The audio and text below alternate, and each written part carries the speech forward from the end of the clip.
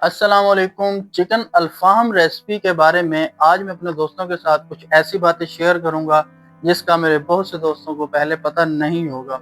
इसमें आज मैं बताऊंगा इसके साथ जो टमाटर की चटनी सॉस बनती है वो कैसे तैयार होती है, इसकी मैरिनेशन कैसे तैयार होती है और इसकी कटिंग का सही तरीका क्या है। ये सारी बातें आज की वीडियो में आपको मैं बताऊंगा। सबसे पहले दोस्तों बात करते हैं इसकी कटिंग की। Cutting is the most important part of any grilling item. दोस्तों कटिंग अच्छी होगी तो ही आप इसको ग्रिल अच्छा कर पाओगे। अल्फाम चिकन कटिंग के और भी बहुत से तरीके हैं, लेकिन ये जो तरीका मैं अपने दोस्तों को बता रहा हूँ ये वन ऑफ द बेस्ट तरीका है। इस तरह से काटने से हम जो है इसको आसानी से ग्रिल कर लेंगे। तो दोस्तों यहाँ पर एक चीज का आपने बहुत ख्याल रखना है, ये जो बोन है दो ब्रेस्ट के दरमियान ये इक्वली दोनों साइड पे बराबर होनी चाहिए। और ये जो लेग की कटिंग आप इसमें देख रहे हैं इसी तरह से आपने करनी है। बोन से जो मीट है उसको बिल्कुल सेपरेट कर देना है और इसके दरमियान में जो जॉइंट है इसको हल्का सा टक लगाना है, बिल्कुल सेपरेट नहीं करना। तो इस प्रोसीजर को आप फॉलो करके ग्रिल करेंगे तो इंशाल्लाह ग्रिलिंग के दौरान आपको कोई प्रॉब्लम फेस करना नहीं पड़ेगी। कटिंग के बाद जो दूसरी इंपॉर्टेंट बात होती है दोस्तों वो इसकी मैरिनेशन होती है। लेकिन मैरिनेशन तक लेके जाने से पहले मेक श्योर आपने दो बातों का करना है।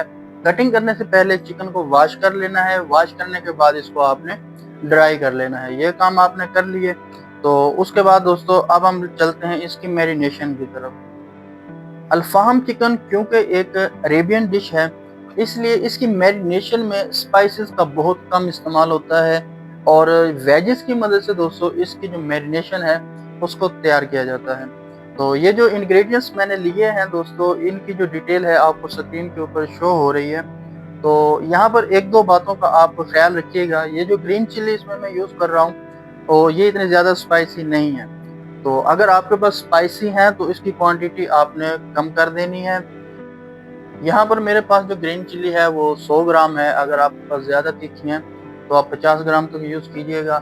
इन तमाम वेजेस को दोस्तों ये चिली सॉस डालकर आपने ग्राइंड कर लेना है, पानी का यूज़ नहीं करना। तो अच्छी तरह ग्राइंड करने के बाद बाकी के जो मसाला जात हैं वो हम इसमें शामिल करेंगे।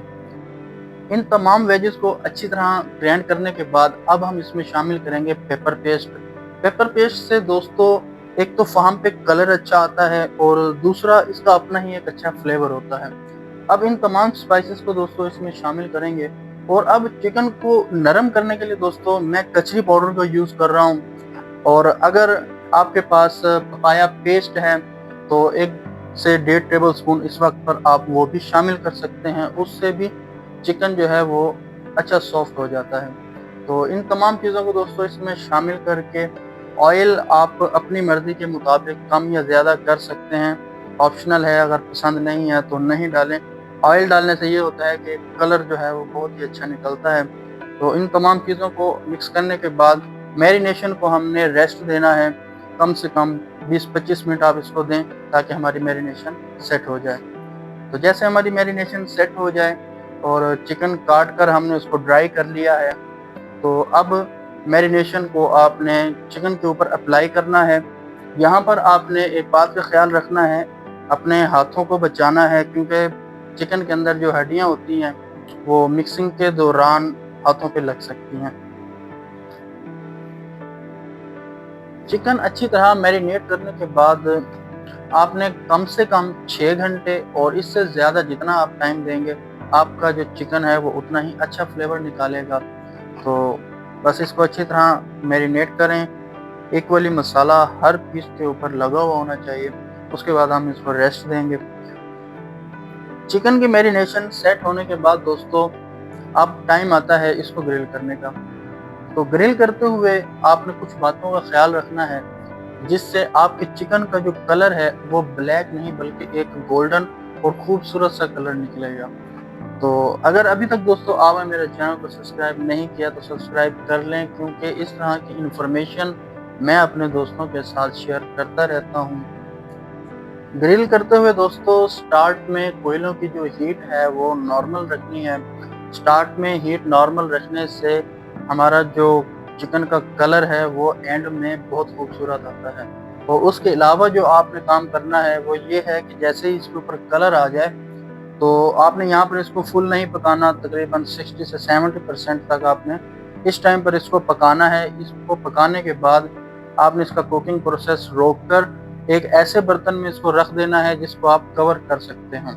तो इस चिकन को इस शेप में आने के बाद आपने उस बर्तन में रख कर ढक्कन देकर 25 मिनट के लिए छोड़ देना है। तो दोस्तों जितनी देर में ये फ़हम अपनी हल्की सी हीट में ही सेट होते हैं, हम इसके लिए एक सॉस तैयार कर लेते हैं। टमाटर की चटनी, मंदी सॉस जिसको कहते हैं, जो फ़हम के साथ अरब कंट्रीज़ में आपने देखा होगा कि सर्व होती है। तो यहाँ पर जो चीज़ें मैं इसके अंदर डाल रहा हूँ वो आपको स्क्रीन के ऊपर दिखा दी हैं। और जिन बातों का आपने ख्याल रखना है वो ये कि ग्रीन चिली को आपने देख लेना है, ज़्यादा स्पाइसी है तो कम यूज़ कीजिए। और जो चिली सॉस मैं इसके अंदर यूज़ कर रहा हूँ उसकी क्वांटिटी को आप कम करके पानी भी ऐड कर सकते हैं, क्योंकि चिली सॉस यहाँ पर जो मिलती है वो ज़्यादा खट्टी होती है और जो पाकिस्तान से मिलती है उसका एक अपना फ्लेवर होता है। वो इस चीज़ को आपने खुद ही मैनेज कर लेना है। तो इस प्रोसीजर को फॉलो करते हुए आप इस तरह की एक सॉस तैयार कर सकते हैं। इतनी आसानी से तैयार हो जाने वाली ये सॉस दोस्तों फ़हम के साथ सर्व होने वाले राइस और फ़हम के फ्लेवर को डबल कर देती है। तो इस तरह से दोस्तों आपने सॉस को भी तैयार कर लेना है। तो अब हम चलते हैं दोस्तों दोबारा अपने फ़हम की तरफ। फ़हम का जो हमने टाइम था 20 से 25 मिनट बिल्कुल कूल हो चुके हैं यहाँ पर ये। तो अब दोबारा हम इसको ग्रिल करेंगे। अब इसको जो हम ग्रिल करेंगे तो इसका कलर जो है ना वो किसी सूरत भी ब्लैक नहीं होगा। कोयलों की हीट का आपने लाज़िम ख्याल रखना है। और जैसे ही इसको आपने दोबारा कोयलों के ऊपर रखना है तो ऑयल लगाते हुए साइड चेंज करते जाएं, गोल्डन होने तक आपने इसको पकाना है। तो इस तरह से दोस्तों इस प्रोसीजर को फॉलो करते हुए आप चिकन अल्फ़ाम बना सकते हैं आसानी के साथ। तो उम्मीद करता हूँ दोस्तों आज की इस रेसिपी में कुछ ना कुछ इन्फॉर्मेशन आप दोस्तों को देखने को मिली होगी। और एक बार ज़रूर ट्राई कीजिएगा आप इस रेसिपी को।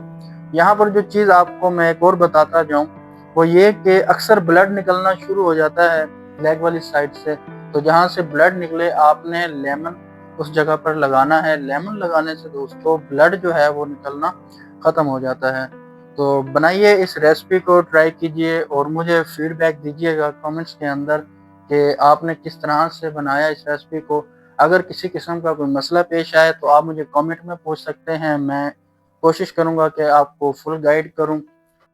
यहाँ पर दोस्तों इसके साथ जो राइस सर्व कर रहा हूँ इसकी रेसिपी मैंने ऑलरेडी अपने चैनल पर अपलोड की हुई है। और अगली रेसिपी आप दोस्तों को किस चीज़ की चाहिए आप मुझे कमेंट में बता सकते हैं। मैं कोशिश करूँगा कि डिटेल वीडियो उसके ऊपर जल्द से जल्द बनाकर अपने दोस्तों के साथ शेयर करूँ।